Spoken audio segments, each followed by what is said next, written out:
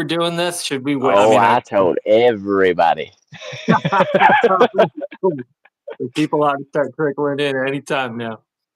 Yeah, they should be. Zach was live just now, and I told him, I was like, dude, or he was like, oh, you're going live in a minute, ain't you? And I was like, yeah, because I had done told everybody.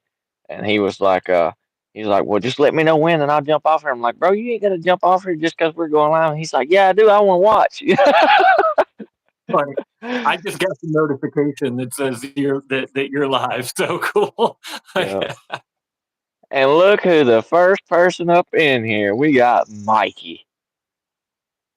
What's up? We got Sean from the UK.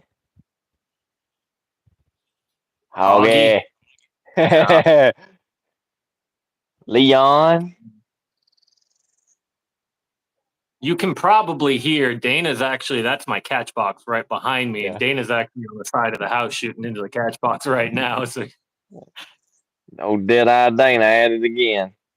yes, sir. Every day. Leon said I couldn't type fast enough.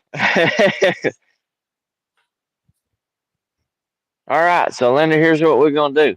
I'm gonna let you tell there's Roland. What's going on, Roland? Another UK boy. Chad Green. And support over. Of course, Mikey. It's not support. We're just buying stuff. We get stuff out of it. Oh me. So here's what we're gonna do, Linda. I'm gonna let you kind of tell everybody who you are. I'm pretty sure most everybody in here knows who Linder is. And if you don't know, Linder Sucks. That's his YouTube channel name. Yeah. So I'm gonna let him tell y'all about his stuff while I hang up some targets because I'm gonna shoot a little bit while we're talking. Hell yeah, I might actually too. I'm gonna wait till Dana's done and I might just turn it and shoot as well. All right. That'll work. Tell him a little about yourself. I don't know. There's a whole lot to say. I'm just some dude that sucks and also likes to shoot guns.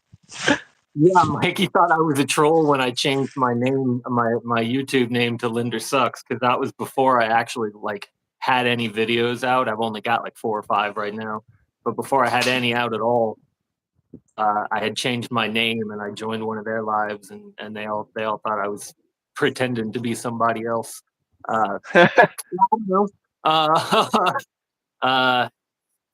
Yeah, I don't know. I started shooting slingshots a year and a half ago or so. Went to my first tournament last September at SEST. Met a bunch of really cool folks and had a blast. And after that, just kind of decided I'm going to go to everything I possibly can. So since then, I went to Hocking Hills and then ACC this past weekend, which I think is what we're hopefully going to talk about a bunch here.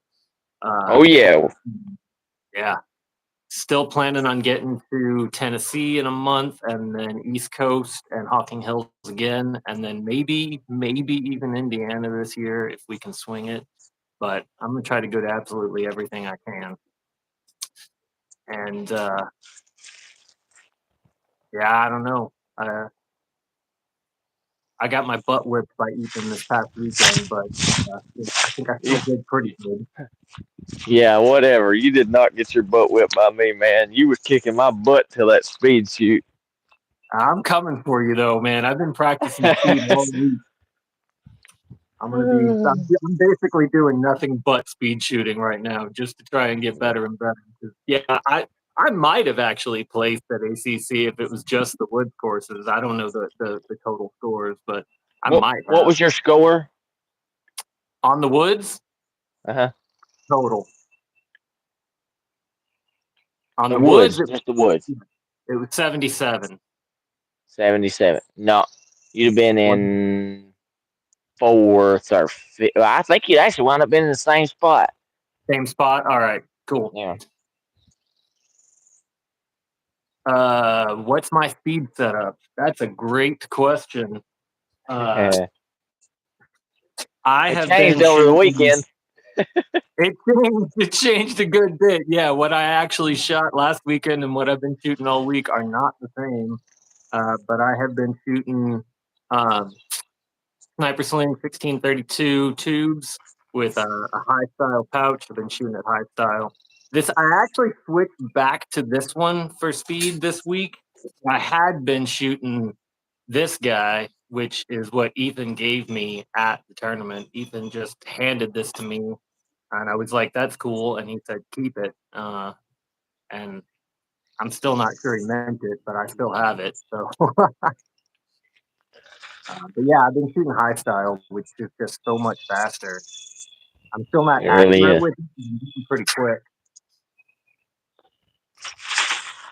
Well, you can shoot high style accurately, but it's hard to shoot anything fast and accurately. But it just takes a lot of practice. Yeah, I mean, and that's what I've been doing.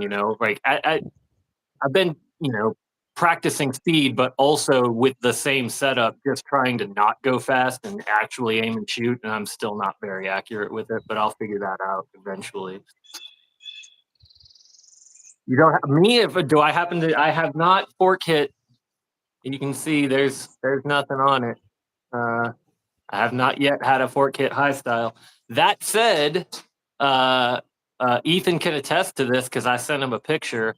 Like the day after I got back from the tournament, when I was first playing around with high style, I made my own hand black and blue and bloody. I did not get any fork hits, but I got a bunch of hand hits. I think I actually You did. still have like a couple of spots right there that they're Yeah. healing, but uh, so no fork hits, but I hit my hand a bunch. Haven't done that in a week though, so I'm feeling pretty good about that. Heck yeah. See, we got Dave Berger come in. We had Roland. We got Michael from Peace and Slingshots. Excellent.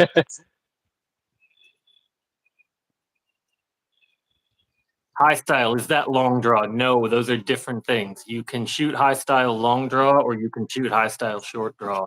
But high style is about how you hold the ammo in the pouch. Your fingers are holding on to the ammo, not the pouch. So you get these really skinny pouches. See if I can actually show you. Yeah, I don't think I've actually got one on me.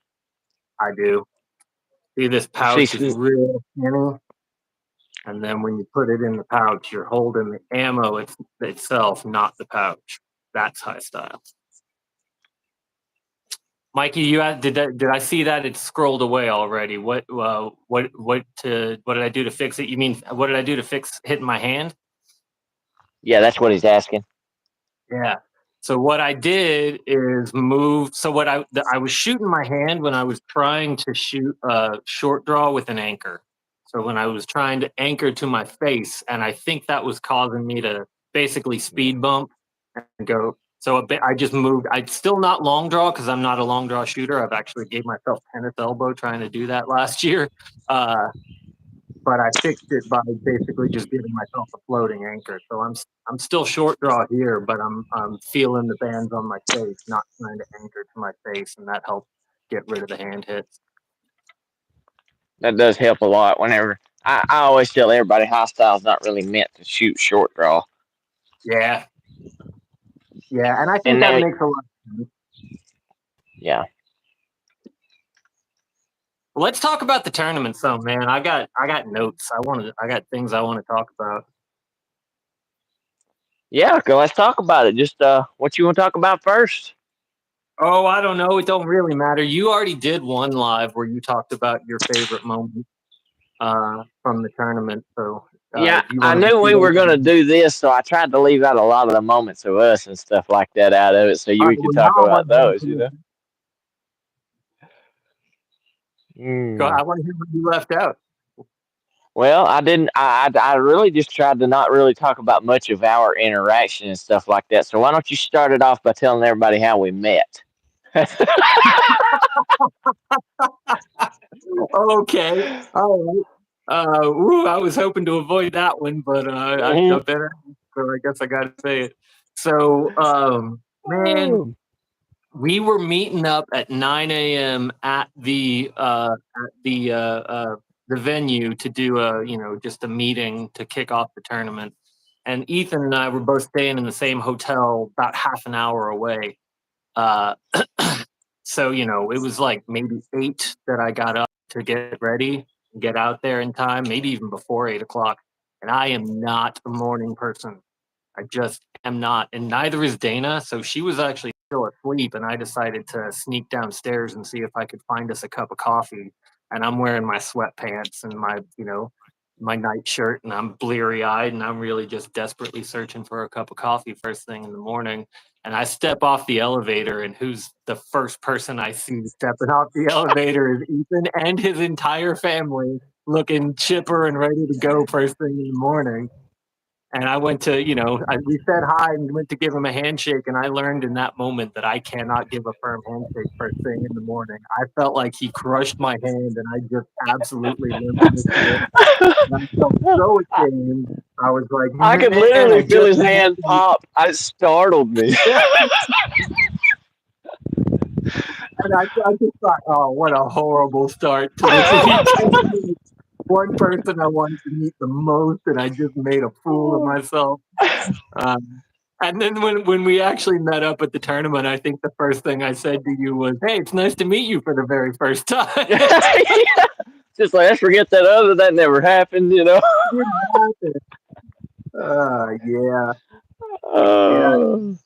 Sorry. I just thought I thought that was pretty funny, because like I said, I really wanted to meet you too, and that our first interaction, because literally when I got off he got off the elevator, we had a ground room floor, and I see him, and he's just like, coffee, and oh, it was That's pretty right. funny. And then All right, literally, it's like I told him, whenever you get to these tournaments and stuff like that, 90% of the time, the first person you see when you get out of the vehicle and walk up to the venue, and the first person you have a conversation with is the person you'll spend 90% of the weekend with. And mine just happened to be him and Dana, and we pretty well spent 90% of the weekend shooting and BSing and just having a good time together, Right. All right, that's one story for me. Your turn. Sounded like he was trying to damage his pouch, and you're not the only one that said that. That's not the first time that one's been suggested. Not at all. No, they were like in the other group in a group chat we're in. They were like, "Yeah, it sounds like strategy for the tournament," And I was like, "No, I promise it wasn't." It didn't hurt too bad. I managed to fight through it. Yeah. I'll say this guy's Linder is a heck of a shot, because we practiced that wood course, and I think he missed maybe three shots on the front. Three on the first half of the woods course on our practice round, and then when we got to the second part of it, he didn't miss a shot in the practice round at all. And I was like, well, there we go. There goes this weekend. I sure ain't winning nothing here, Yeah, that turned out to be kind of a curse, because when we actually shot for points, I think I ended up missing 5 on the front.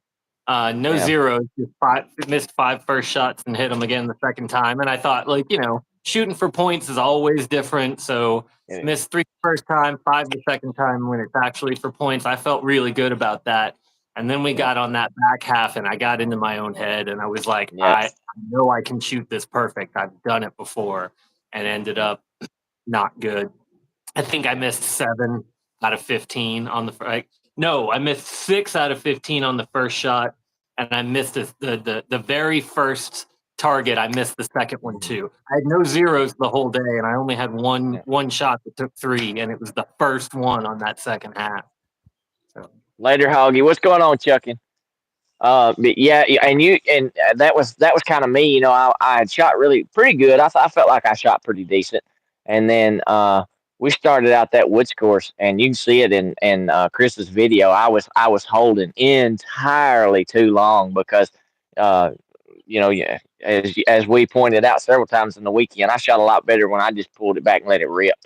And I was aiming way too much on the beginning, and I kind of caught fire a little bit after that.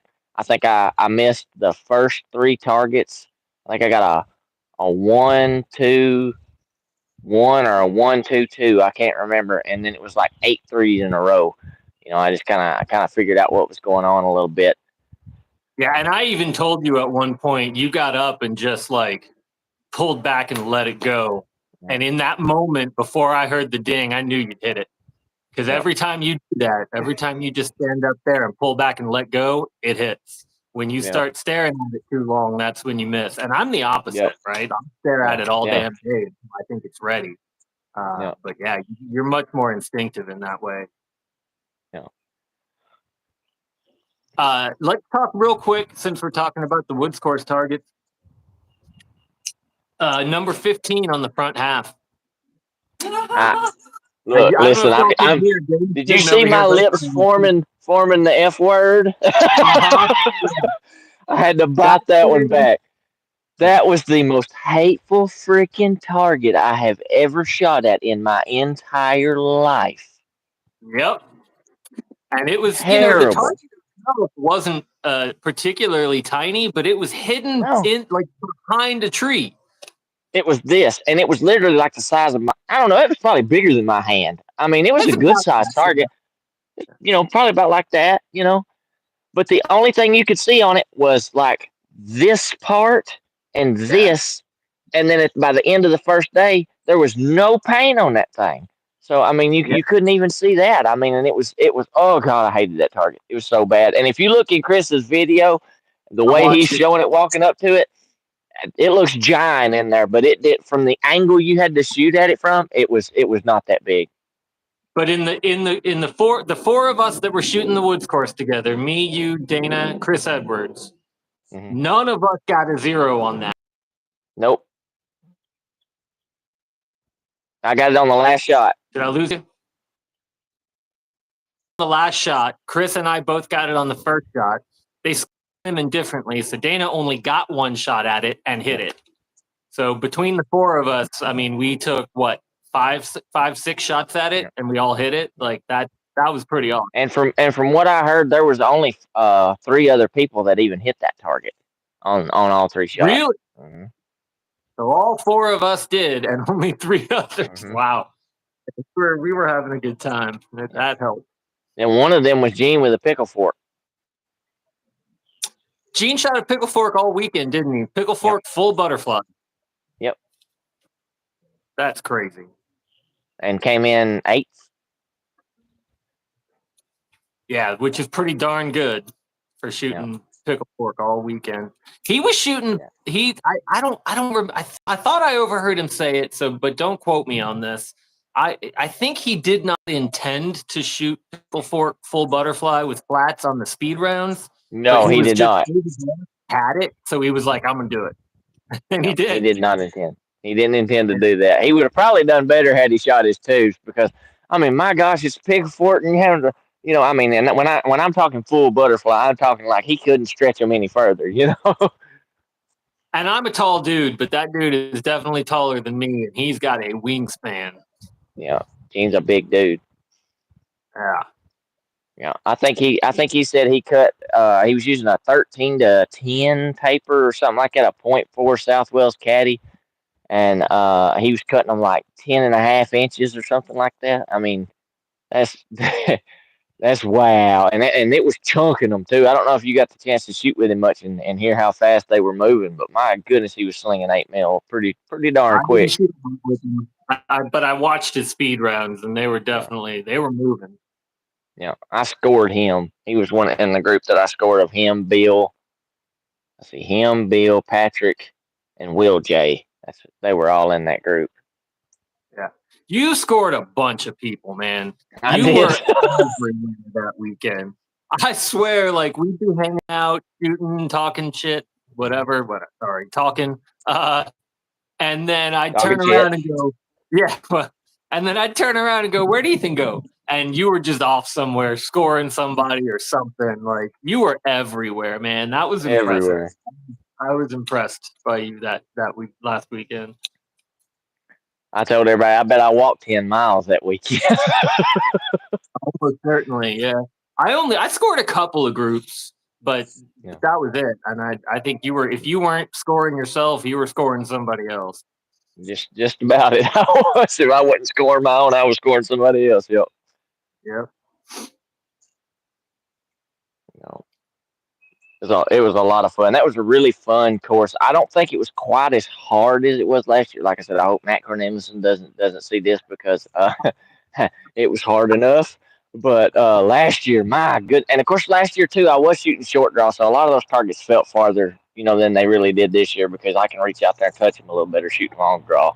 But there was there was a few on there. I like how he would take the bigger targets and put them further off because, like the Alabama one that you had to shoot between the two trees, that really did not look like it was that far. But if you didn't aim over the top of that one, you'd miss it. You'd miss it off the bottom. Yep, I was aiming right about the top edge. Yeah, that's where I was putting it. Yeah. He had some very good target placements and stuff like that. A couple hateful ones, but like that sideways rocket ship and stuff like that, they were pretty hateful. But Oh, that sideways rocket ship was awful. It was on a tree, but it was, it's a rocket ship, so it's taller than it is wide, but it was turned sideways, so it was sticking out the side of the tree right behind another tree. So the only way I could hit it was to put my right foot on the stake and just kind of lean back. Yeah, So my foot's on the stake, but I'm back here trying to shoot. That one sucked. yeah, it did. It really did. And then one of my favorite targets, and yours too, because you shot at it probably more than any other ones this weekend, was the duck on the water. Mm-hmm. Me and Dana worked that one over. Yeah, that's right. Between the two of you, y'all made it drop off the post. Matt had to go back and reset it, fish it out of the water, and reset it. Yep, we knocked it plumb off the pole. Yeah. Sorry, Matt. Yeah. I don't know if you could hear Dana just say that. She's off. She's fine. I heard it. Yeah, I don't know for anybody watching. If y'all go look at my feed. I've got a short up of me doing a skip shot right onto that one. That one was fun. I hit that one with skip shots probably 4 times this weekend. Got one of them on video, and that was pretty awesome. I was happy about that. Coin worker, all right, we got to set something straight, buddy. Give it to him, Linder. Come on, give it to him. All right. Everybody knows you hit that skip shot at Hocking Hills because you got video of it and you won't let people not know about it. And that's cool because you deserve credit for it. That was great. But let it be known now, I did it first. You got video. I did it first. I hit the first skip shot on that target. Mine wasn't on video, though, so I can't prove it. But we all know it happened. I believe you. I 100% believe you. Coin worker's always got to be copying somebody, or he's just not an original guy at all.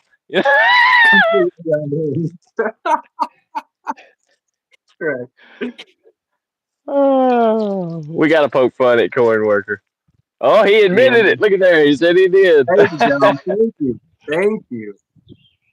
All right, I want to tell this one. You were there for this, but it didn't involve you. I want to tell the sheet shot story. I've been calling it the sheet shot. Yep, the sheet shot. I do. Yeah. I know exactly what you're talking about. That was epic.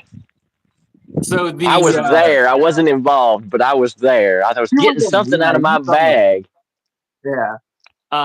So the range at ACC was probably 20 yards, 60 feet wide.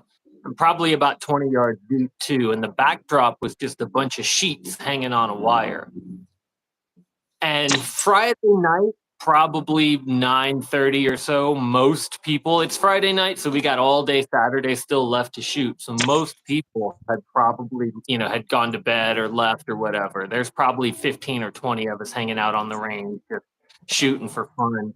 And I don't know who started it, but somebody started just taking a can, tossing it out on the range, and all of us would just start kicking it all the way down to the backdrop. And then we keep hitting it until it disappeared. And that was just kind of the unwritten rules of the night, just kick the can all the way to the sheet.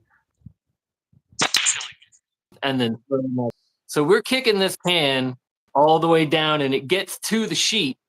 And somebody misses the can, hits the sheet, and the sheet pops up and falls in front of the can. And nobody said anything, but we all just knew, that doesn't count. We didn't kick it past the sheet, right? it got there, but we didn't do it. And so I just kind of turned to the group and I said, all right, here's what we're going to do. I'm going to hit the sheet, pop it up, and somebody kick it. And somebody, I don't know who did it, but somebody was like, okay, I'll count it down. And they counted down 3, 2, 1, and I let one go and it popped that sheet up. And only two people took that shot. I don't know who the first one was, but the other one goes by Quitman Honnell online. And he hit that can. And the crazy, I mean, the story is like guy hits can, right? Cool. That's actually not that great of a story. But he had an instant to hit that can while the sheet was in the air. Guarantee you he let that shot go before my shot hit the sheet. I mean, it was sheet can, like just bam, bam. He had to know exactly where that can was and be ready to let it go before mine even hit. Man, and then we all just we hit it and we all just Josh and Christina Dills came from their campsite up to the practice range later, and they were like, what happened? Like, we figure either something awesome happened or something horrible happened because y'all were yelling. Everybody camping heard us yelling. That was an amazing moment. That was a lot of fun. And the cool thing about and you're right about him only having an instant to do that, because that he was shooting 1/4 inch ammo with a 18 to 12 of 0.5 Omega electric white, and they were almost subsonic. They were so daggum fast, So I mean, it's just he had that one instant, and he pulled the trigger on it at just the right time. It was a perfect shot. Yeah, that was beautiful. It was a pretty epic shot. Do what? I said, what do you got? I've told a couple stories. Let's see. I told the one about were you there when Hoggy was stealing Jeremiah's targets? My God. I'll tell you what, of all the stories and stuff that happened, that one right there, that one cracked me up about the most. That was so freaking funny. Y'all, for those of y'all that know Hoggy, Hoggy's like the biggest man child, and I love him to death because he's gonna have fun no matter what, And he was out there aggravating those kids, and he was shooting them and blaming it on the other kids, and it was hilarious. Yeah, that was good, and I don't even think any of them ever figured it out either. No, I don't think they did. So Dave saying he changed his name to Slingburger. One cool moment for me was actually getting to. I actually got to shoot the woods course for Kenneth's practice with him, and he was shooting pickle fork, and I took my pickle fork along with me. That was a pretty cool moment, You don't. It's not every day you get to go shoot a woods course with Kenneth Dykes with a pickle fork. Was that the when the dusk when the sun was going down? Yeah, that was the first day. Yeah, that was me and you and Dana and Kenneth and Matt Cornelis. Yeah, y'all caught up with us on the second half. Me and him ran through the first, and then y'all joined up with us on the not the second half, but the pond half, I guess you call it. Yeah, man, that's probably one of my favorite moments from the whole weekend too. And I'll tell you why. I mean, getting to shoot, a practice round with Kenneth Dykes, him shooting pickle fork, I wasn't, but still that alone was pretty great. But more importantly to me was watching Dana in that one. Because we had already shot for points. There she is. She hears her name. As Ethan so eloquently dubbed her Deadeye Dana. Deadeye Dana. Yeah. That's that's you, Deadeye Dana. For those of you that don't know, Dana won the women's division. She's got a big first trophy from last weekend. And I've got a question. How did that feel riding home with hardware in the vehicle like that didn't belong to you? No, man, I didn't even care that it wasn't mine. I'm so proud of her. No. She just did well last weekend. It was, I was just happy to have the hardware, That's Yep, written up exactly. in a house right now. Yep, I will that admit was that, cool. like, I was so nervous when I did the woods course at Hocking Hills, and I really didn't do.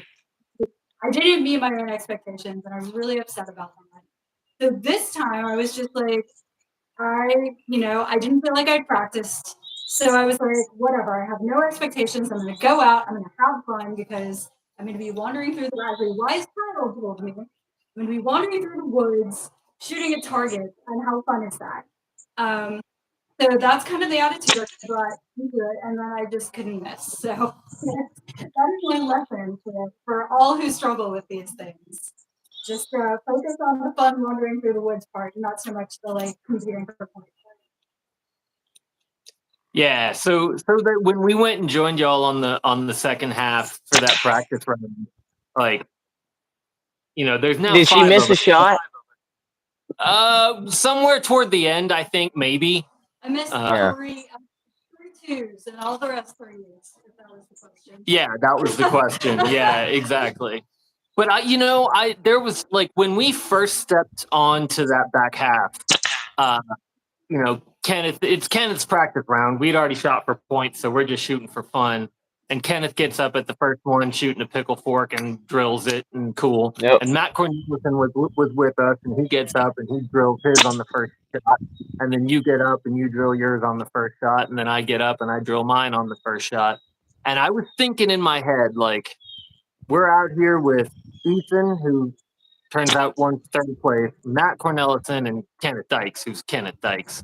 And I was, Dana gets up to shoot her shot, and I'm just thinking, like, I really hope she doesn't miss this one because I'd be afraid she's going to get in her head. And if she gets in her head and she's shooting bad, then these other guys are going to be like, oh, this lady, just tagging along with us or whatever. And Dana just gets ice in her veins and drills that first shot. And maybe I don't know, maybe I'm just like, was in my own head at that time, but I felt like the whole group just sort of went, oh, this is going to be fine. Yep. Like, we'll do fine. And then she hits like 7 in a row. Yep. Like, I don't think she missed the shot until the back half of that time. The snake. I think the snake was the first one she missed on, and that was a crappy target, especially when you couldn't see it. Yeah, that thing was miles away. Yeah, I don't know. That felt good. I was real proud of her in that moment. See, I wasn't worried about her shooting with us at all because I've been shooting with her all day long and then she could hold her own with us. I know you knew that, but I didn't know if Matt and Kenneth knew that. Yeah. But you figured it out real quick. Yep. It didn't take them long at all. When she walked up there and hit that first one, which was not an easy target. When we shot it on the woods course, you remember, I just barely nicked it, and it was not an easy target. She drilled it. Yeah. And that was the thing. That was the thing I'll brag about her all weekend long was when she hit a target, she dead centered it. It was no like, oh, I barely got that. No, she was, drilling holes in them suckers in the middle of them. Just whopping them, Yeah. Yeah. I'm just going to say this because I think, yeah. So they scored the women differently, right? They had a different number of points they could get. So, my 87 and your 90 total are irrelevant here. Yep. For the women, Yep. I think third place got 100 points. Second place got 105 points. And Dana got 134 points. Like, she didn't just win it. She ran away with it. She won it with authority. Yeah, exactly. She won it with authority. She did some amazing shooting this weekend. It was a pleasure to watch. And not only is she a pretty good shot, she's picked up a thing or two from you about a little shit talking too. I might have picked that up from her. I can see that. I can see that. I don't know what you're talking about, man. I don't talk shit. Not at all. I just tell the truth. That's all. Oh, okay.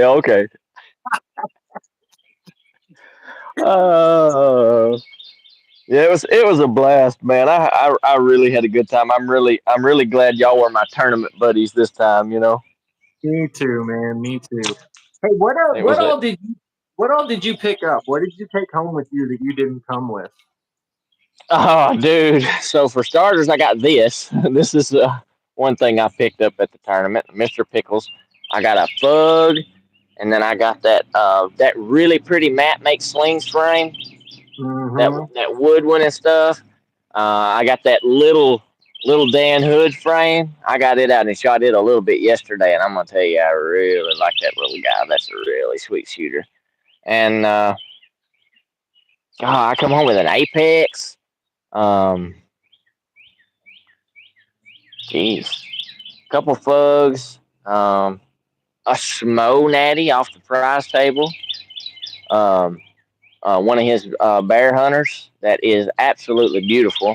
I hit him up for it because I always like when to me a natty is only as good as the story behind it. Because that's kind of how I like to classify my natties. Well, I was doing such and such on this day, or so and so gave me this and whatever. Well, the guy who designed the champ, Ray, and I can never pronounce the dude's last name, Berinsky or however you say it. At ACC when they had it in South Bend, Alabama, I think's the name of it. Circle Bend, South Bend. I can't remember what the name of that town is, but they used to have it down there before before Matt took over it. Took over ACC. They had it down there, and Smo got the fork from him, and then took it home and made the bear hunter out of it. And if you know Smo, you know he don't just make bear hunters out of anything. It's got to be the right piece. And see, what else did I come home with? I came home with a sunburn.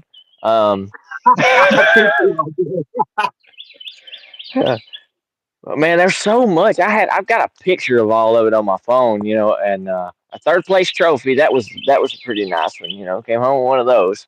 Probably the best thing you came home with. Yeah, but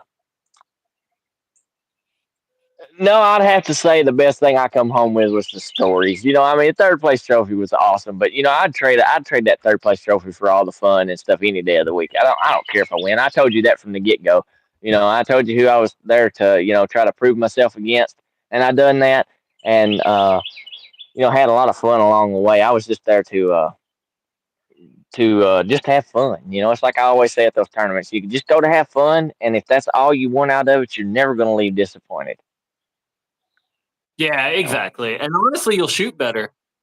Yeah, it'll make you a better shooter. Last year when I came back from that tournament, man, I improved at least 60 to 75% better on shots.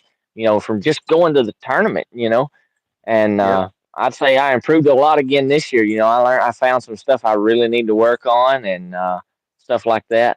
I had to loosen that hat up a few spots. Corn worker and a T Rex down there talking smack. Uh, Yep. but I mean, literally, and one of my favorite parts of the tournament, and Linder will attest to this, that I was about to lose it after I got that trophy. He kind of saved me because my youngest boy come running up to me, which he didn't win anything. He shot the whole tournament, but he didn't win anything, and he was jumping up and down, had tears pouring out of his eyes, and he said, "Daddy, you won, you won." He didn't care if it was third. I got a trophy. It might have third or first. It didn't matter to him. He was just proud of me, and when he done that, I made a beeline for the back of the barn. I noticed that. And I was like, I'm gonna go talk to him right now. You cut me off and saved me, so I was like, "Whew, thank you." Uh, I got mosquitoes here. but Yeah, what all did man. you come back with? I mean, I know you brought some stuff back, didn't you? Not a whole lot, honestly. You gave me this. You handed me this, Yeah. which is awesome, and I've been shooting it. And then I have never shot a pickle fork in my life, and I think it's probably about time I do that. So I picked up. Yeah. It's just a flipping pickle. It's a simple shot. Oh, that's a cool one. The clear poly. Yeah, that was on the trade table. So I was one of the last people to get picked on the trade table, and it was one of the things left. And I thought it's time for me to figure this out. So Yeah. I picked it up. That's really about it. I didn't pick up much else. These are the two that I would probably play anyone near.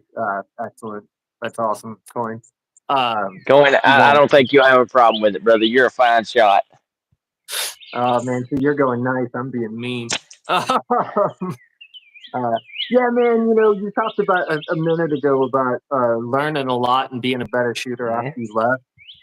That's why I picked this pickle, because I have always been the sort of like I've always had that philosophy that like beware the man with one gun, because he probably knows how Yeah. to use it. And I do 99% of my shooting with this frame, Yep. Squidward. Yeah, the Squidward. I love it. And my philosophy has always been like, the more I do it with this one, the better I'll get with this one. But I think I'm at a point now where, like, if I actually want to be a better shooter, I got to branch out. You taught me. You taught me that when you handed me a high style pouch and you were shooting pistols and just doing, like, I can do the one thing and I can do it pretty well. I did beat you on the woods course with that one thing. Yep. But You did. past that, you whooped my butt in everything, and that's what I learned the last weekend was if I'm gonna become a better shooter, I gotta branch out and do some different things. Yeah. That's one thing I think that did help me improve a lot too was, until I went to ACC, because I mean, when you're shooting, which you didn't have this, you've been to a couple tournaments, but when you're shooting it at home by yourself, and stuff like that, a lot of times, even if you had new stuff to try, you don't know how to go about trying it. That's like the first time I ever shot a pickle fork was at ACC last year. And it wasn't even a pickle fork, it was a flat top. Kenneth Dykes made a Thor's Mjolnir, and he put tubes on it and walked over to me, and he's like, "Here, I'm trying to get everybody at the tournament to shoot this." I'm like, "Kenneth, I can't shoot pickle fork. I can't shoot pickle fork at all." And he was like, "Shoot it." And I'm like, "Well, there's no way I'm frame hitting this." So I reached over in the kid's bag and grabbed a handful of clay, you know. And man, I mean, you want to talk about putting a tweak on it. I had that pouch. I grabbed that thing and I was shooting. I had this sucker bent at an ale like this, in my hand, just trying to make sure I got it with the fork. I was shooting 2 foot to the right, I was like, I didn't care, I was like, I can't do that. I can't fork hit this thing. But, it made me realize, hey, I can shoot this without fork hitting. So why don't we give this a go? Yeah, there was a bit like at this tournament where I kind of had the same idea. Like somebody, I think at some point you handed me something that had a long draw. I did. What's up, man? That's Andy. That's Andy. You know who that is, don't you? The Largo Frost is Andy Lowe. Andy Lowe. I was like, which Andy? Oh, I know Andy Lowe. Yeah, man, we shot together. I was real sad to see that he wasn't going to be at ACC because he's been at every tournament I've ever been at. I guarantee you, if he'd have been there, I wouldn't have walked away with third. Exactly what I was just going to say. He's been at every tournament I've ever been at, and he's placed at every tournament I've ever been at. So I was a little bit happy he wasn't going to be there because I knew I'd finish better if he wasn't. Yeah. I still wanted to see him and hang out with him. Yep, I did too. I didn't really, like I said, I wasn't going under to win a trophy. It was just to have fun, But yeah, man, at one point you handed me a frame that was it had your long draw bands on it. We're like, it's HDPE. I don't care if you fork hit it. And I was like, all right, fine, I'll do it. But I realized, and I didn't fork hit it. Yeah, and I didn't fork hit it. Nope. But yeah, I realized at that moment, like, what better place is there to try something new than right here when the people around you that know how to do it, that can give you pointers, like, and if you mess up, who cares? We all do it. I got nothing to prove. Nope. So, yeah, that's another thing that I came away with, just kind of a learning, just like take the opportunity to look like a fool in front of people that know how to help you, because you just might learn something. Yeah, exactly. Yep. Exactly. The first time I shot long draw was also at that tournament last year, and it was with Tubes High Style. Well, that's what you handed me. You handed me this thing, Tubes and High Style, and set up for long draw. So I'm out there on the practice range doing this, and like holding it high style. I don't know what I'm doing, but okay, sure. Yep. Oh, there's Andy. Back on the Yeah. right channel. Yeah. Yeah, I think Andy's got like 3 channels now. So Manuel, what's going on, brother? Seen him come in here, Manuel. I'll say this too about slingshot tournaments. Anybody watching this that's never been to one, it is the most welcoming group of people that you could possibly imagine. I was real nervous going to my first one last year because I'm an introvert. I'm a social introvert, but I'm an introvert. And if I get in the right situation with the right people and get to chatting and having fun, great. I'm chatting and having fun and it's a good time. But all it Yep. takes is just a moment of awkwardness, and I will absolutely shrink into a corner and just sit there and watch people. But man, you come to these tournaments, ain't nobody gonna let you do that. You Nope. don't get to sit in the corner and watch. Somebody's gonna come talk to you. They're gonna pull you in. You're gonna have a good time. So if you're ever 100%. worried about that, don't just come. And for me, this tournament being my third was my opportunity to go, all right, people have done this for me before. People have pulled me out of the corner and talked to me and made me have a good time. It's my turn to do that now. So Yep. I sort of came into this one with a little bit different mindset, and I noticed you doing it, and I was like, I'm going to do it too. If I see somebody sitting there not talking to somebody, I'm just going to go bring them in, Yeah. That's how I ended up scoring a couple of people. I actually Dan and Dan Jr. Dan and Dan, yeah, that's right. Yep. Dan Makeley and his dad, Dan Makeley. Oh, sorry, was it Dan Makeley and his son, Dan Makeley? I'm not sure. One of the two. Yeah, I don't remember how that goes, but it's something along that lines. Right. But yeah, man, I actually felt bad because I felt like I was kind of badgering him. I was like, hey, you want me to score you? Hey, you want me to score you? Just like sometimes that's what they need. Give them that little kick out of the nest. Like, come on, let's go, And eventually they were like, hey, you want to come score us? And I was like, yeah. Yes, I do. Jose, what's going on, brother? I'll tell you, and one thing I noticed this weekend is there's some new up and coming shooters pretty good. Did you get a chance to watch that Bird? Is it Keith or Kevin or Kyle? Kyle? Yeah, Kyle Bird. Holy cow, that guy can shoot. Yeah. Yeah, he was right behind me in the scores too. And it was his first tournament. Yeah. Yeah, I was pretty impressed by that. All right. So you see Montana Guitars down here? Mm-hmm. That's Matt Makes Slings. Ah, right. I follow you on Instagram, man. You make some good stuff. Yep. Thanks for stopping by, Matt. I've got one of his frames right here. Let me get it, actually. You showed me something that he made last weekend. I did. And I'm going to show y'all something I learned, too. I broke the band on it. I come out here and pulled it back, and it snapped because I have been shooting it. Look at this thing. And, I mean, you guys, Linder, you held this, didn't you? Oh, I sure did. Yeah. It is beautiful. Flawless. Now, the guy who gave this, or that put this on the prize table, his name's Phil Ridgway.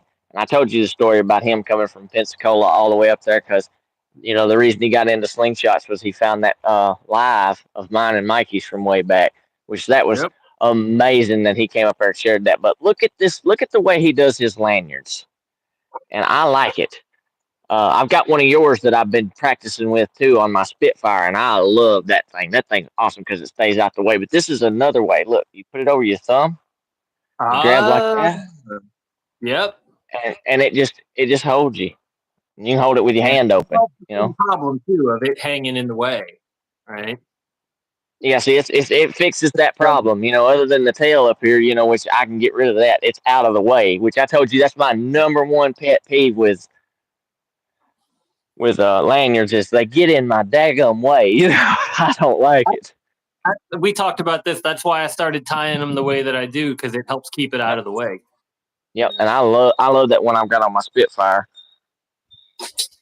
It's I mean, it's nothing special, right? It's just a lanyard, but I got it. Yeah, but it's awesome. That extra is out here, and it's not in your way. It's not hanging down here. you know, or up here, whatever. It's out this way. And it don't flop. I mean, it's there. You know, you don't have to worry about it. Yeah. Coin worker, I will absolutely happily make you one and send it to you, or just bring it because I hopefully will see you this year somewhere, Hocking Hills again, maybe. He said they're normally $5.99 each, coin worker, but for you it's $59.99. He said that's your special price. Special deal just for you, buddy. He's hooking you up. That's right. Tom, what's Man, going on? Bushcraft Rebooted. Meeting people at ECST, that one, you know, I'm looking forward to it too, but man, there are going to be so many people there. Like, there's no way I'm going to get to hang out and talk to everybody I want to, you know? No. And it's going to be just a whirlwind, I'm sure. I've never been to an ECST, so I don't really know what to expect, but there's so many people, and that's awesome. Yeah, But it is. I know I'm going to leave there and be like, man, I wish I'd talked more to that guy and that person or whatever. Like, just how it's going to be. Yep. I'm also afraid of that. You know, that's, you know, I know the whole reason is going up there to shoot, but honestly, that's one of those shoots that I honestly wouldn't care to not even shoot at. Just walk around and practice, you know, practice range and stuff like that, and just meet people. You know, because when else are you going to get everybody like that in one spot? Yeah, exactly. Yeah. I'm really looking forward to it. Yeah, I am too. Of course, I'm gonna shoot because I mean that's the whole reason we're going. But you know, it's just, you know, it's one of those things that's gonna be an overwhelming experience. I'm afraid. That's right. Mikey, Mikey? you must have walked away a minute ago because I said that. Yep. This is that first one that I bought this on a whim. Mikey had it in stock, and I was buying something else, and I was like, I don't know, throw that one in too. Why not? I'm curious, and I have not put it down since. Absolutely, this is my number one go-to. So much so that if the bands ever break when the bands break on this one, because they always do, I always have this one banded up too. I don't have it banded up right now because the bands just broke on this one, but you know, I'd rather just switch them out and keep going than take the time to. And didn't you shoot the orange one at the tournament? I shot them both. I had them both there. Okay. I shot the not the orange one more probably just because that was the one I had in my hand, but they're interchangeable. Yeah. I'll just pick whichever one I have banded up. Did you see Sam Shotham's comment up there above Mikey's? You shoot the squids. What? No, I didn't. What did you say? Zach, what's going on, brother? That's true. It's some of the most fun you can usually have, man. That's I said that I don't know how many times, you know, this week or last weekend, and it's the truth. You know, it's just so much fun. You know, these tournaments are just a blast, and like I said, just go with one thing in mind. Just go planning on having fun, and I guarantee you won't be let down. It's impossible. Right. I mean, I can't, you know, that Woods course, me, you, Dana, Chris Edwards. Yep. Could you ask for a better group of people to just hang out on a nice day? And Josh scoring, you know? Yeah, Josh still scoring us, exactly. Yeah. It just, who cares if I miss a shot, you know? And if you don't care, then you're going to hit the next one because you don't let it get to you. Yep, that's right. That's right. Just if you're just having fun, you won't have nothing to worry about, you know? And we did. And it's literally like the only time. Oh, we had too much fun. Yeah, exactly. Too much fun. And you know, if it's like I said, you know, if you just go to have fun, you're not going to be disappointed. And where else are you going to get to shoot with people like that? Because I mean, you know, I don't have that many people that I shoot with. I've got one buddy and my mom and kids and family that shoot with me. But it's cool. Don't get me wrong, but you know, I've taught every one of them how to shoot. It's pretty cool to go off and shoot with people that, you know, have got their own thing going, you know. The first tournament was the first time I ever shot with somebody I didn't teach. And I've taught a lot of people, so that's cool, but it's really good to get to shoot with people that already are into it. Jorge, did Yep. you just say you'll be at ACC next year? Is that what is that an announcement? Can we take that and just tell the world Jorge is going to be there next year? Because that's awesome, Can man. we write that down? Yeah, exactly. I'm going to put that on my calendar. Go And I'll meet be Jorge honest, at ACC. with a little bit of help, most of that woods course is pretty accessible, wouldn't you say? Except for maybe that hill going down to the pond. Just gonna say the hard part was getting to the first shot on the Yeah. lake. But if you can get past that, like it's all basically wood, like dirt roads. You can walk down a dirt road. You can do it. Yeah, church gravel roads and stuff. Yeah. Are there places to shoot if you're not competing? Absolutely. In fact, so if we're talking about ACC specifically, but also I think every other tournament, there's a practice range. You can shoot on the practice range all day long, and that's fine. But also, there were people there at ACC that weren't competing, but they were walking the woods course. You can still go shoot it. It's just not for points. So you can shoot the woods course, you can shoot the speed events, or hang out on that practice range and shoot all day long. And if you're not scoring, you're not scoring, and that's fine. But yeah, you can shoot the whole thing, man. But I say, if it's something if it's something that you're gonna do over and over again, go and score. Don't worry about what it is. Just do it. That way, you've got something to set a standard for yourself to try to progress and beat yourself the next year. Yeah, exactly. If there's no reason not to score it. If you're worried about it being a competition, ain't nobody's gonna look at your name on that list and be like, "Oh, that guy sucks." Like nobody. Nah, nobody. That's not the point.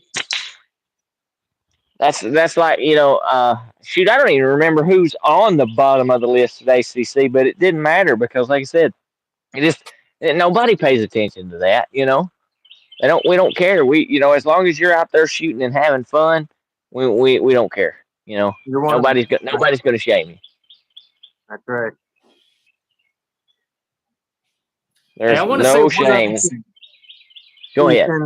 I told you this at the tournament, and I'm going to tell everybody watching this now too. You and I talked a lot about palming ammo, how to do it, whatnot, and I never. Exactly, and I never used to do it. And I actually put out a video on my YouTube channel this week about palming ammo and speed loading because you taught me a lot about it. And I said to you at the tournament, I'm going to say this now for anybody listening. If you ever see me on a live or in a video or anywhere not palming ammo, call me out because I am dedicated to it now. That's just how I'm going to shoot now.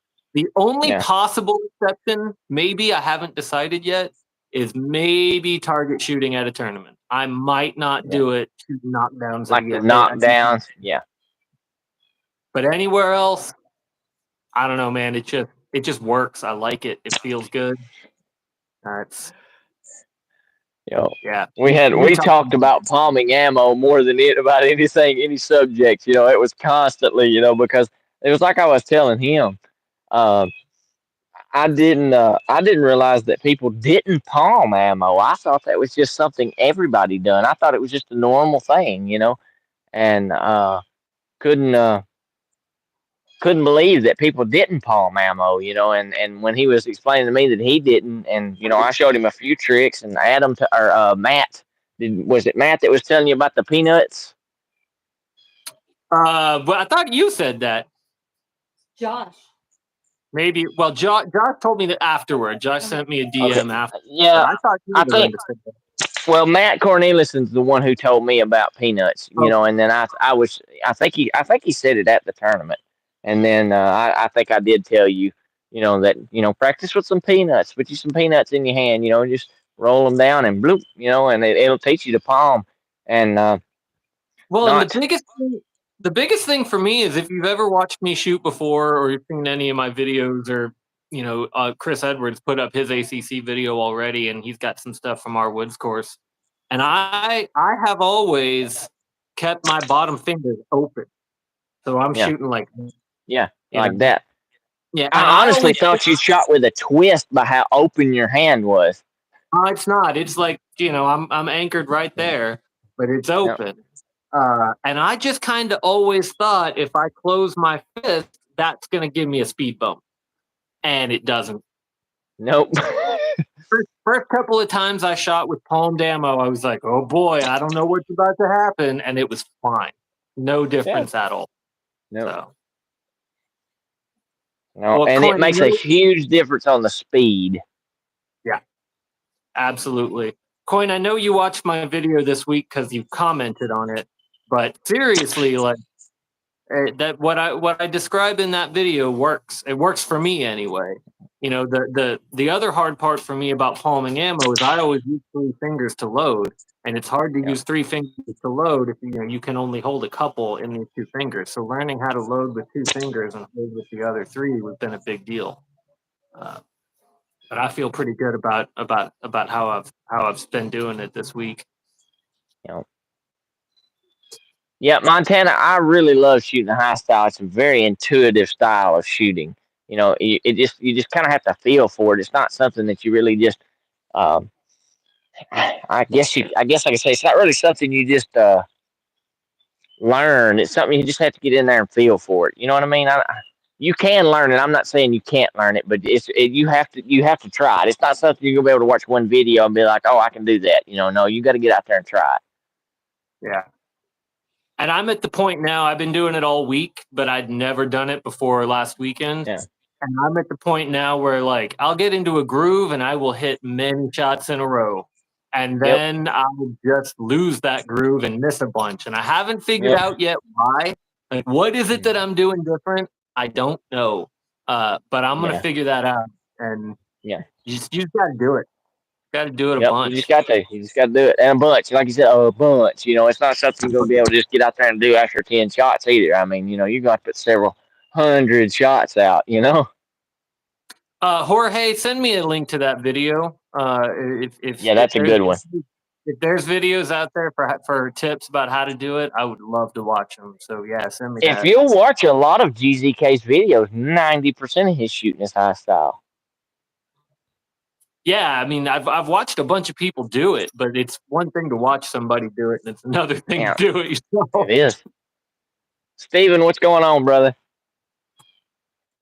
But yeah, it's literally one of those things, that you really just have to get out there and just do it. You're not gonna watch a video and be an expert at it. It's not gonna happen.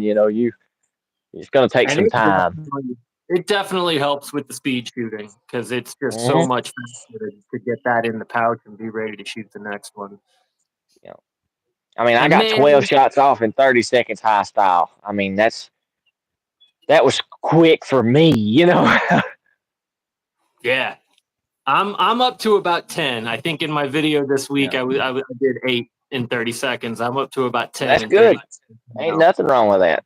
That's fine. Yeah. That would have been enough for you to keep that lead and got third. It would have been if I could hit them. I'm not quite accurate yet, but I think I'm accurate at least on the saw blades. I don't think I would have hit those. Yeah. Well, that's a good thing about, that'll help you practicing for ECST as well because, that you got the 10 cans in a minute and you can take your time a little bit. And, if you could get 8 off in 30 seconds, I mean, that's 16 shots. So you've even got a few to miss there shooting fast. But if you slow it down just a little bit, take that extra 1/10 of a second to aim, you should be flying through that tournament. Man, part of the tournament anyway. To speed shooting, excellent, Jorge. Thank you very much. Yeah, when it comes to speed shooting, man, I had never had any desire to speed shoot before this weekend. Every time I ever tried to speed shoot, it was just me doing the same thing I always did, but trying to do it faster. And that is the wrong way to go about it. That's not fun. Just trying to shoot normal but fast isn't fun. The trick to speed shooting is not trying to go fast, just getting a comfort level with maybe a different style. And once you feel comfortable with it, just doing it almost slow, right? Just Yep. doing it smoothly. And the speed is a side effect, like you're Yep. not, It's a if side you're effect. trying to speed, you're not going to get it. If you're trying to just go slow and smooth, that speed will come. Yep. It will, and that's what I told you. I said, don't try to break no speed records when you're first starting out with it. Just practice that load. That load is 95% of your speed. Because if you're Yep. sitting here fiddling with it, trying to get it right and trying to get your stuff in there, you've already lost time.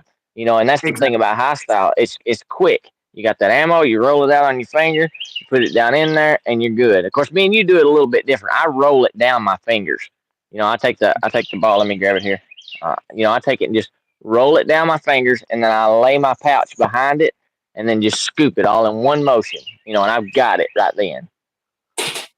Yeah, and I've been loading starting Yeah. with it on my middle finger there, and then just exchanging it like that. And that works. Yeah. Apparently, Jose thinks that high is for wieners. So Yeah.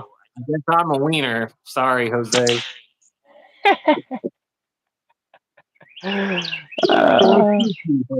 Slow is fast, fast is slow. That's exactly right.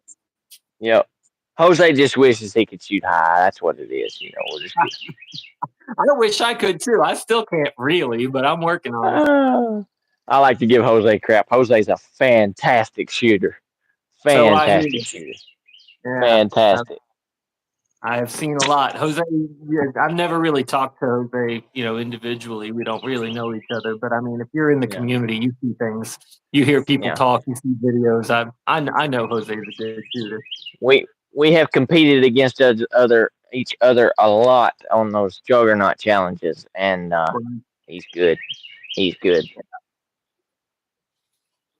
Really good. If there's anything that has to do with a 25 mil shooter, 25 mil spinner, or anything like that, you can about chalk it up. It'll be Chuck and Jose and these are Mikey. They're all really, really good shots. I know Mikey gives himself a lot of crap and says he's not a good shot, but Mikey is a damn fine shot. When it's not high style, apparently, so I hear. When it's not high style, he's trying too hard though. I think that's his main thing. He's trying too hard. He just needs to let it flow. Just let it flow and let it go. But he's fast. He has got fast at it, and he's getting a lot better at it. Oh, that's what you got to do. Just keep trying.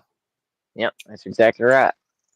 Oh, yeah, and Zach. Golly, yeah, Zach. I can't forget Zach. Zach is a crack shot, too. I don't know if you've watched Zach slingshots very much. You heard much about him? I know who he is, but I haven't watched him much. Yeah, he's a fine shot. All the Juggernaut guys are. I mean, they're all good shots, but, because that's another thing, too, is that's one thing that helped me a lot between last year's ACC and this year's ACC was those challenges, because, some of them were goofy. Yeah, we shot a frame upside down, shot standing on one leg, which if you've never tried that, try that for size sometimes. That is absolutely miserable. It sucks, because you're sitting here and you're like, oh, this is going to be easy. I'm going to be, no, it's not. Yeah, that's right. You mentioned it being helpful for tournament shooting. That's honestly like, if any of y'all have seen any of my videos, I'm brand new, starting out doing YouTube stuff. But my commitment is basically, if you see me shooting on my YouTube channel, that's my first take, right? I'm not gonna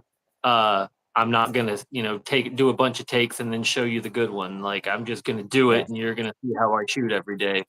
And honestly, I'm doing that for my own sake, because once I roll that camera, I want to feel that pressure that says, this is the one people are going to see, because that's the same pressure you're going to feel when you're on the line at a tournament.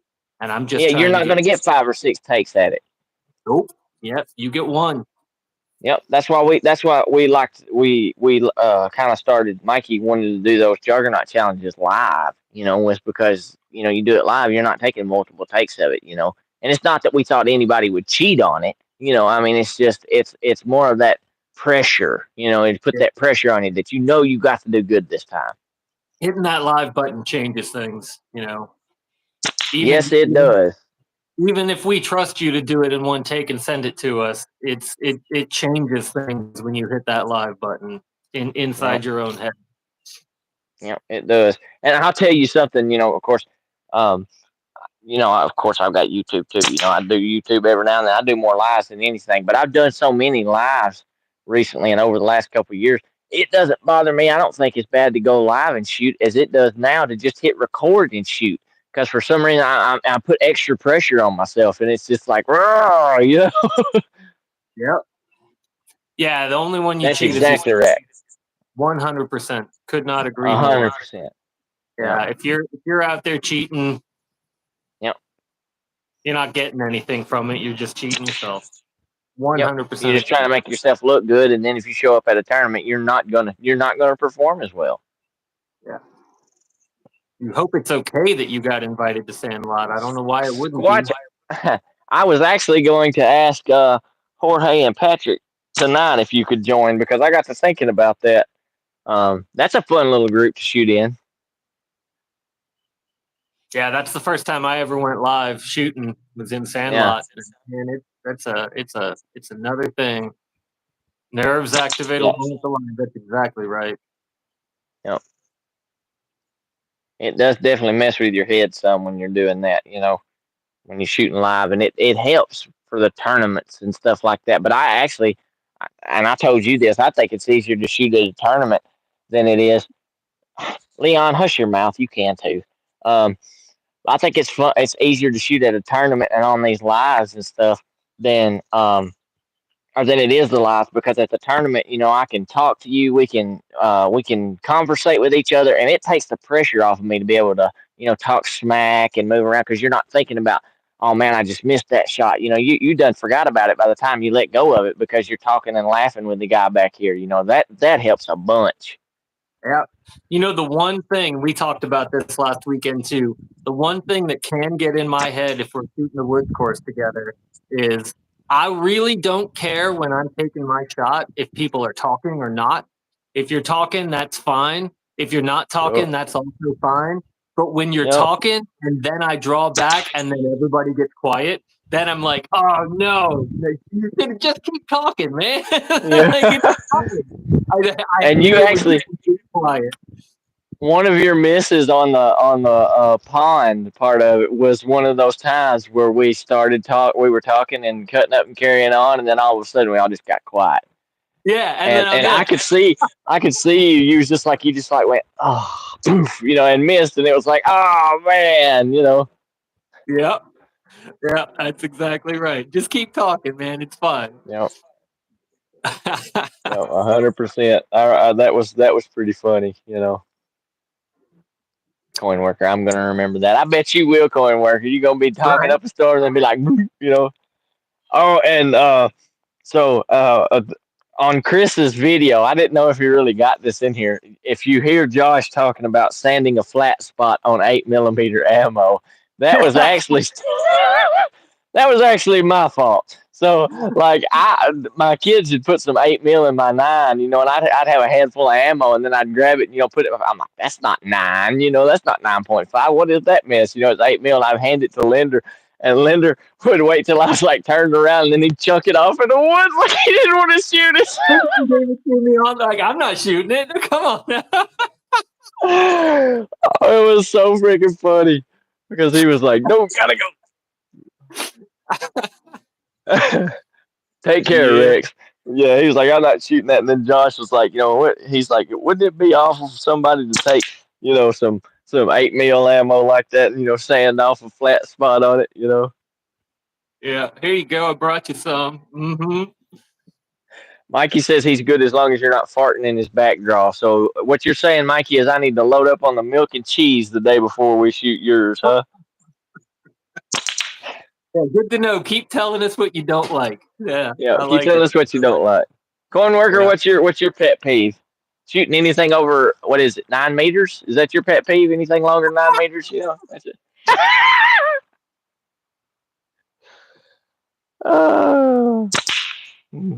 Shooting anything smaller than an 80mm, let us know, Coin Worker. We need to know these things.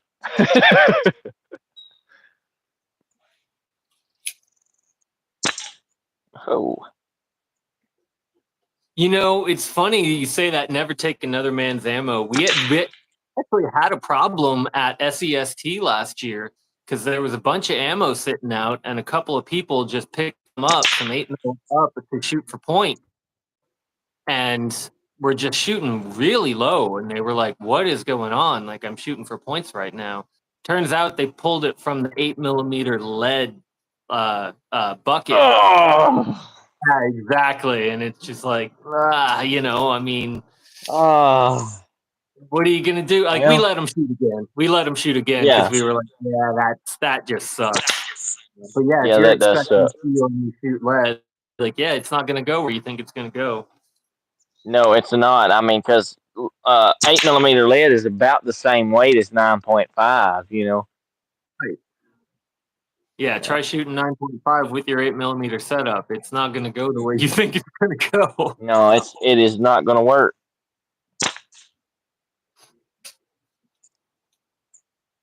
I It is noticed the not commenter going to work. has not said what he doesn't like. We're still Yeah, waiting. yeah. Can you name a kid like a goat or a kid that shot at the tournament? What are we talking about here? Yeah, did we miss something up there in the Yeah. comment? Can you name a kid? I don't know what you're getting at there, Jose.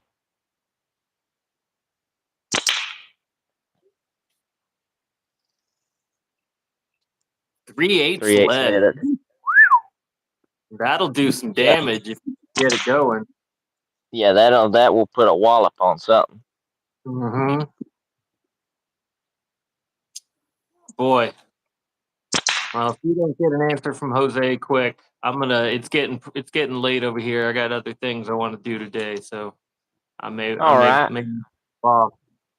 But I'm happy to sit, and if anybody has any other comments or questions or whatever.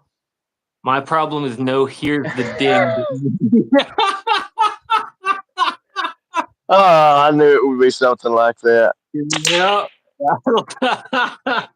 Coin worker, you just better hope that I'm not your scorekeeper because I'm writing zeros on everything.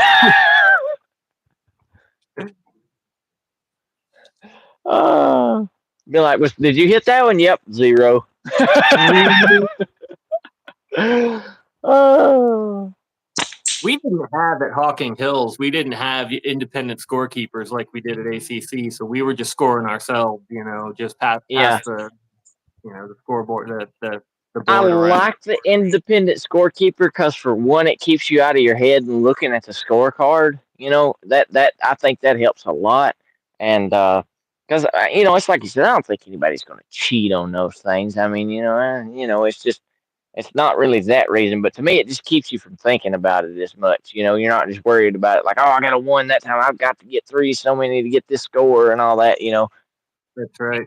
And also, just like from a purely practical standpoint, I've got, you know, my sling in one hand, a palm full of ammo in the other hand, and just Yep. like having to trade that around and like, okay, Yeah. give me the thing, and now I have a pen, and what do I do with it? I just, you know, it's just easier if somebody else does it. I'm thinking about Yes. shooting right now. I'm not thinking about how to juggle all these things in my hands, you know.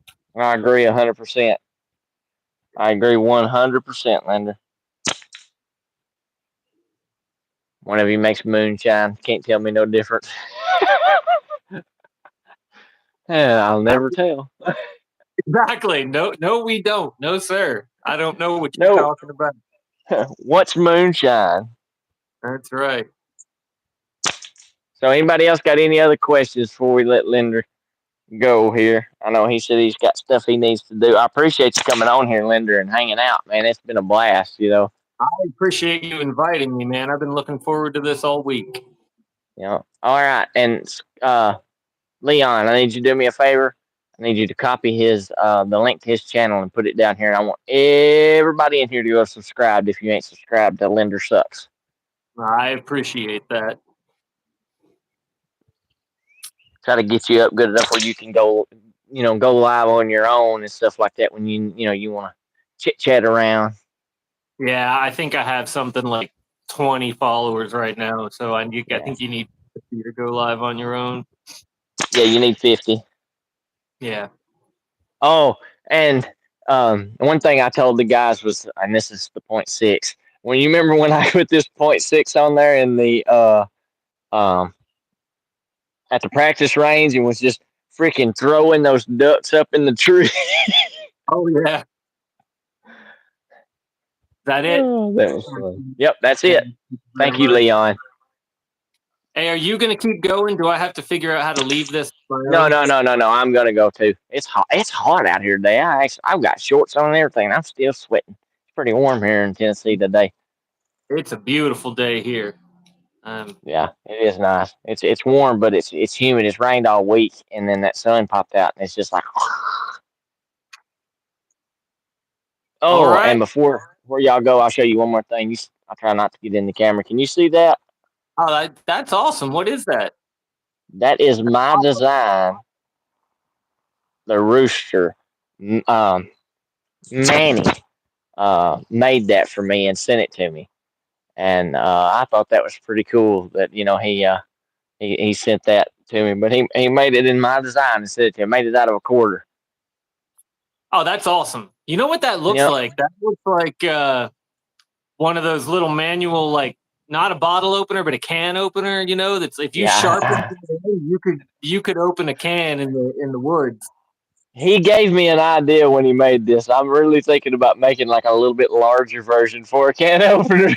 Oh, man, that's awesome. That would totally work. Just sharpen that end right there. That'll work. Yep, it That is would. one I think it thing would. I always have on me at all times a pocket knife. I mean, most people do, but I always keep the one that's got the bottle opener and the can opener on it too. Yep. So I got the I've knife, got but I've always got the bottle opener and can opener. this Look is at an that. Amazon special. It is made out of D2 steel. It's a TUA Fire. It's D2 steel, but I've had this thing. It's got my card of handles and everything. I gave $30 for this knife. I have opened cans. I have cut plastic, cardboard, anything you can think of with this thing, and I've never sharpened it, and it will still shave hair off your arm. That's awesome. I found a guy on Instagram that does custom Swiss Army knives. Ooh. So this is a Swiss Army knife with the tools. The tools are Swiss Army knife as well, right? The bottle opener and can opener. But I had him swap in a Spyderco blade. There you go. Now that's pretty dope. And you still got the tip too. That's pretty cool. What? You still got the tip on that blade too. Oh, right. Yep. Yeah. I love it. Great. I have a few fixed blades, I do, but I don't carry them every day. You know, I prefer a folding knife to keep in my pocket. Yeah, I don't carry a fixed blade every day. If you see any of my videos and I've got my boots on, I've got a fixed blade because I always have a boot knife in it. But I don't always have a fixed blade, especially when I got my shorts and stuff on. You know how we're running around trying to stay cool. But yeah, Robert, a Spider Knox. That's exactly what they call it. It's the Spyderco Victorinox Spider Knox. Yep, you got it. Oh, that's pretty cool. Like just real quick, knives. That one that Bill gave to Eric down there, that fixed blade. There's no way I could tote that thing. That thing was giant. I'm actually holding my fingers up about the length that thing was, and you can't even see them on the camera. It's that big. big. Yeah, that thing is huge. Too. Yep. It was heavy. That's more like I told Eric. I said that's more like a bush blade, like a daggum machete or something like that. You could chop a tree down with that thing. Yep. Well, Linder, I'm gonna let you go. Like I said, thanks again for coming on here and chit chatting. Hit me up. We'll do this again sometime. Shoot together. We can't hang out because we're so far apart in person. We can hang out through YouTube.